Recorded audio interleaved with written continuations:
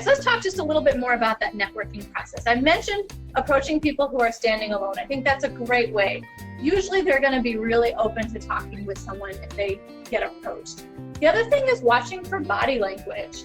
If somebody is talking to another person and their bodies are squarely facing each other, then it probably is going to be a signal to you that it's going to be harder to break into that conversation.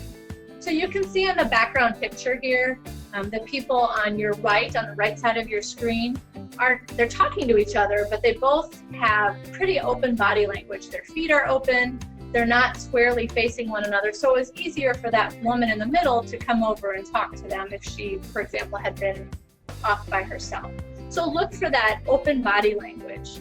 When you do approach someone, the very first thing you want to do is introduce yourself.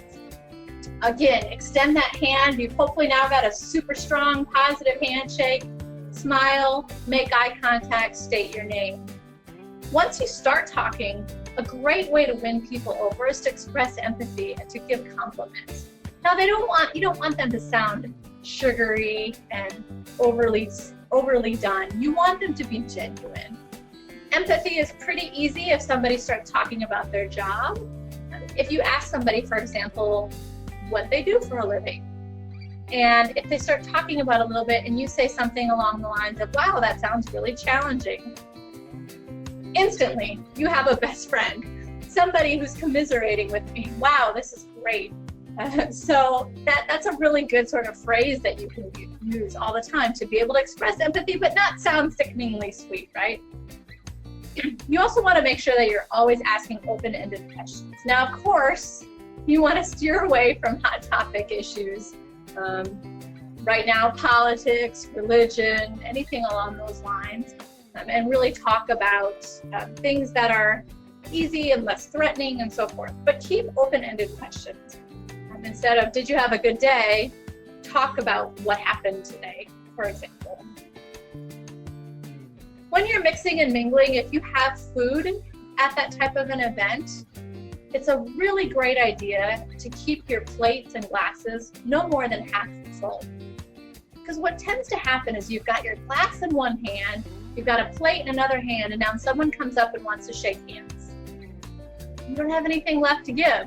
So if you keep your glass half full, it's going to be less apt to spill. And if you keep your plate half full, you can actually balance that glass on the clean part of your plate and hold all of that with your left hand. Now you've got that second right hand to be able to shake hands, or if need be, even to eat your food or take a drink of your glass. So that's a really great tip, no matter when you're at a mix and mingle type of event, whether it's work or for fun, either way. The last thing that's really crucial, especially when you're at work events, is to always follow up after the event.